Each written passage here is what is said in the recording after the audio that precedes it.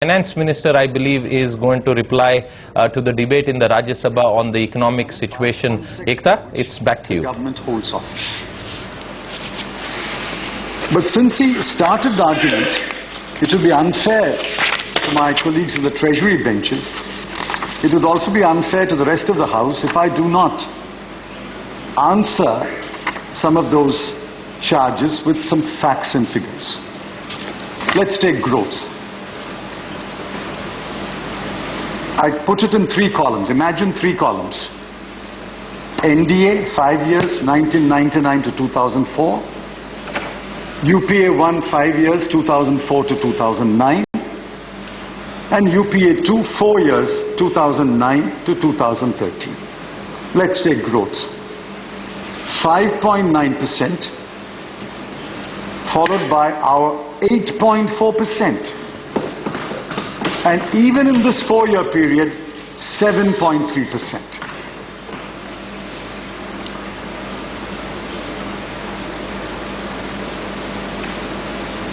Coal production. In the 5-year period, 361 million tons. First 5 years of UPA, 493 million tons. And now, in 2003-04, when they left office, 361 million tons. 2008-09, 492 million tons. And 2011-12, 540 million tons. Electricity, capacity installed. In 2003-04, 1,12,000 megawatts. By the end of 2008-09, 1,48,000 megawatts. By the end of 2011-12, 2 lakh megawatts. Generation of electricity. 2003-04, 558 billion kilowatt hours. 2008-09, 724 billion kilowatt hours. And 2011-12, 877 billion kilowatt hours.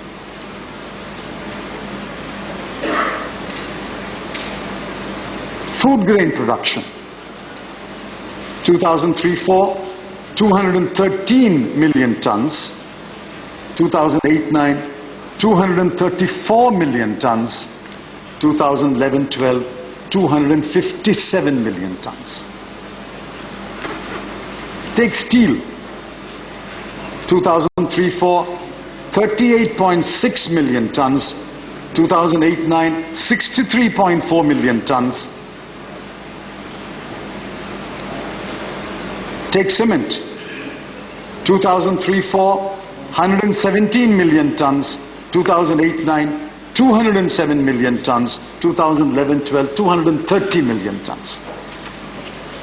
You can't win this argument by saying nothing has happened in 9 years.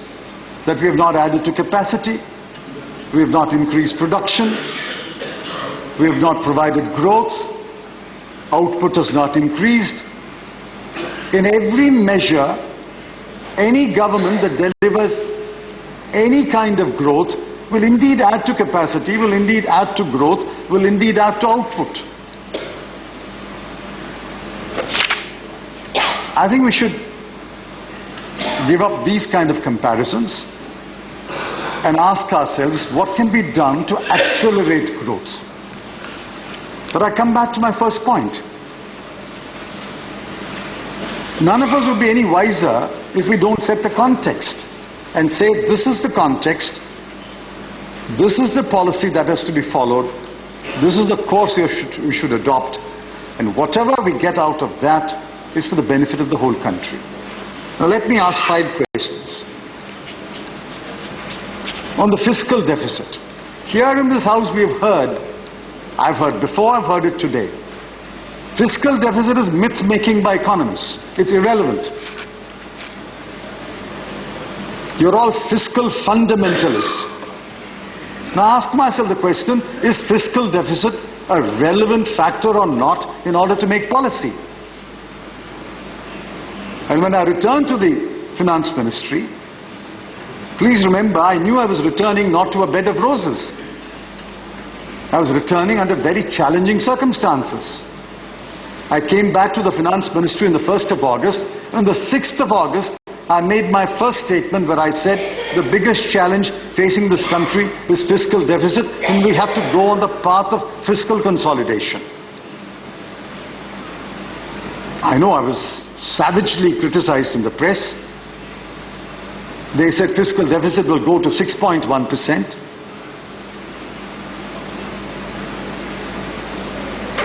The Kelkar committee recommended we should peg it at 5.3%. When I presented the budget, I was able to say we have contained it at 5.2%, but the actual numbers are even better. We have pegged it at 4.9%. Why does that not deserve any kind of credit, I want to know? If you were in government, you would have to do the same thing. I find myself in a situation where the fiscal deficit is getting out of hand. I propose a path of fiscal consolidation. Any responsible finance minister would do that. And working together, you supported me when I presented the budget, and I thank you for that. And I said so in the statement I made 3 days ago. I thank you for your support, but that is the path we have to go. Or the alternative is, don't care about fiscal deficit. That is a myth-making by some economists. Forget the fiscal deficit. I think each one must take a stand. I take a stand. My party takes a stand. My government takes a stand. We must put this country back on the path of fiscal consolidation and contain fiscal deficit to below 3% of GDP, which we did when, not during the NDA government, we did it in 2007-8. For the first time, fiscal deficit came below 3%. Question number 2. What does the Deputy Leader of the Opposition want to say about monetary policy? You heard different voices here. But what is his party's position? Do you want a tight monetary policy? Do you want a loose monetary policy? What is the aim of monetary policy? Is it only to control inflation, as most central bankers will say? Now, my government believes that while the mandate of the central bank is indeed price stability and containing inflation,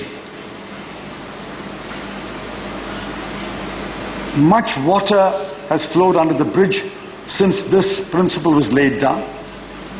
Today, price stability, the mandate of price stability must be seen as part of a larger mandate.